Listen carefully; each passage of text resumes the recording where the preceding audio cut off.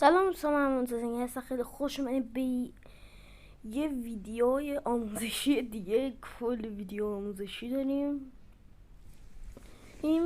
اگه لایک حمایت لایک دنبال کنید، یادتون نره اگه لایک کنید بیشترم میذاریم تازه. خب بریم سراغ آموزش. اول از همه شما باید برین توی ادونس. اگه ادونس رو ندارین باید برید توی مایکت و سرچ کنید ادونس، به ایرانی به انگلیسی هر جور دوست داره. و همین اولیه که من به ارتسانش نکردم، از قبلم دارمش. بریم سراغش. بریم داخل ادونس و جای سرچ اول شما اینجا میاین، باید بعد بیاین روی این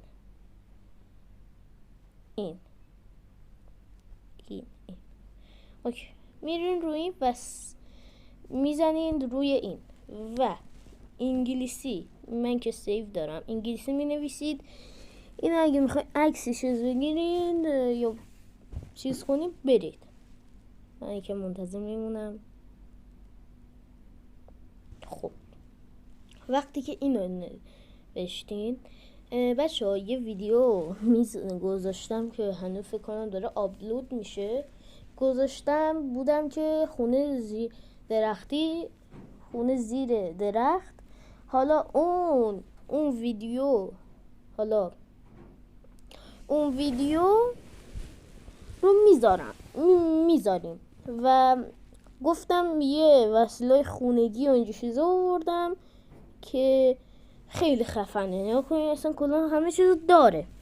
حالا ما دانلودش کردم. دانلود کردم، هر دو تا فایلش هم باید دانلود کنین حتما. نه کلی چیز داره. فقط بچه‌ها یه چیزی بگم، حتما به یه نکته چیز کنید. از اینجا به بعد این تلویزیون ها انقدر نیستن. مثلا این جاما نیستن، این زنه نیست،